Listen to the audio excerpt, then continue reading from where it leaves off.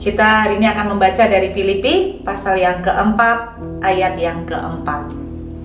Bersukacitalah senantiasa dalam Tuhan.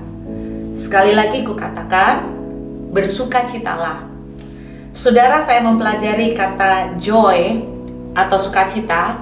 Dalam bahasa aslinya berasal dari bahasa Ibrani, yaitu charis, yang artinya ternyata adalah learn to enjoy, yaitu belajar menikmati.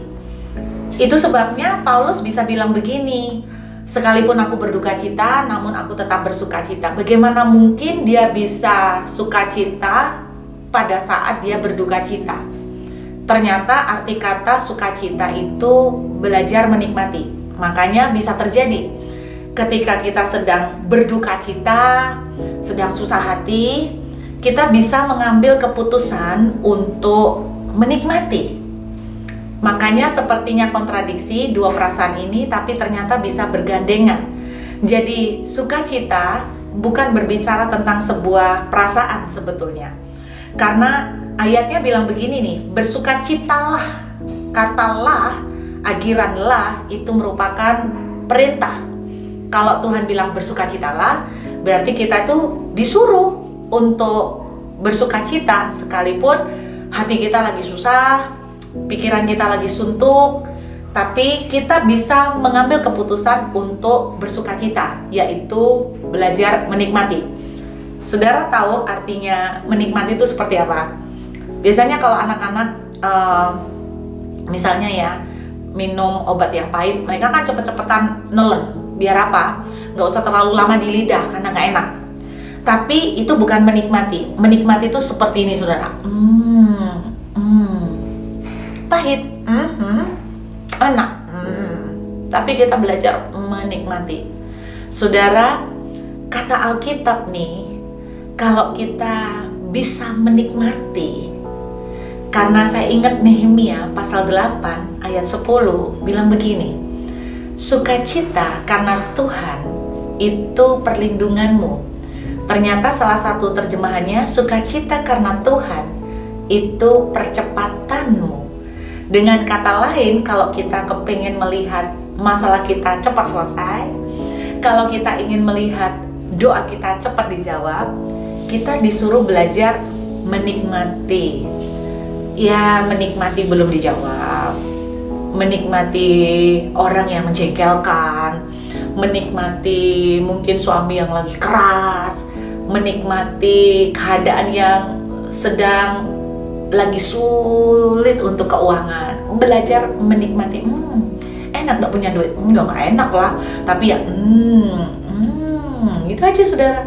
Dan menurut ayat firman Tuhan, itu akan menjadi perlindungan kita dan percepatan kita. Saya ingat sebuah kesaksian yang dibagikan seorang wanita melalui DM. Dia cerita bahwa gara-gara COVID ini mau tidak mau berimbas kepada pekerjaannya dia, yaitu catering. Kenapa? Bukan ke makanan dipesan orang, iya, tapi juga banyak orang akhirnya buka PO juga, saudara. Jadi semua pada jadi catering juga. Akhirnya yang beli siapa gitu kan. Nah, dia ngomong, dia sempat sumpah, stres, terus dia tuh berdoa, tapi kenapa Tuhan tuh nggak kasih jalan, kok belum juga ada berkat.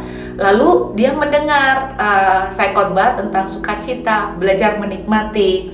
Nah, akhirnya dia praktek nih, saudara. Dia belajar praktek, artinya gini, ya udahlah, duit sak gini, ya udahlah dinikmati, ya udah. Nggak ada duit banyak, udah dinikmati. Enak, ya udah dinikmati.